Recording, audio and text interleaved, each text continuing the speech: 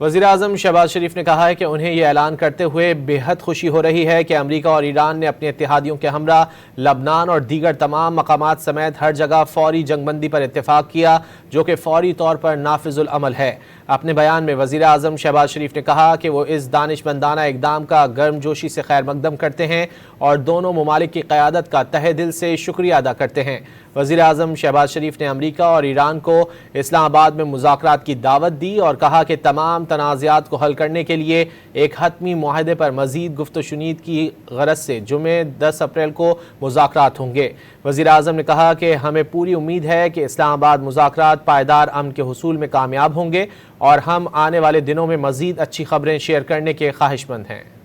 वज़ीर-ए-आज़म शहबाज शरीफ ने कहा है कि उन्हें यह ऐलान करते हुए बेहद खुशी हो रही है कि अमरीका और ईरान ने अपने इत्तेहादियों के हमरा लबनान और दीगर तमाम मकामात समेत हर जगह फौरी जंगबंदी पर इत्तेफाक किया, जो कि फौरी तौर पर नाफिजुल अमल है। अपने बयान में वज़ीर-ए-आज़म शहबाज शरीफ ने कहा कि वो इस दानिशमंदाना इक़दाम का गर्मजोशी से खैर मकदम करते हैं और दोनों ममालिक की क़यादत का तहे दिल से शुक्रिया अदा करते हैं। वज़ीर-ए-आज़म शहबाज शरीफ ने अमरीका और ईरान को इस्लामाबाद में मुज़ाकरात की दावत दी और कहा कि तमाम तनाज़ात को हल करने के लिए एक हतमी मुआहदे पर मज़ीद गुफ्त-ओ-शुनीद की गरज से जुमे 10 अप्रैल को मुज़ाकरात होंगे। वज़ीर-ए-आज़म ने कहा कि हमें पूरी उम्मीद है कि इस्लामाबाद मुज़ाकरात पायदार अमन के हुसूल में कामयाब होंगे और हम आने वाले दिनों में मज़ीद अच्छी खबरें शेयर करने के ख्वाहिशमंद हैं।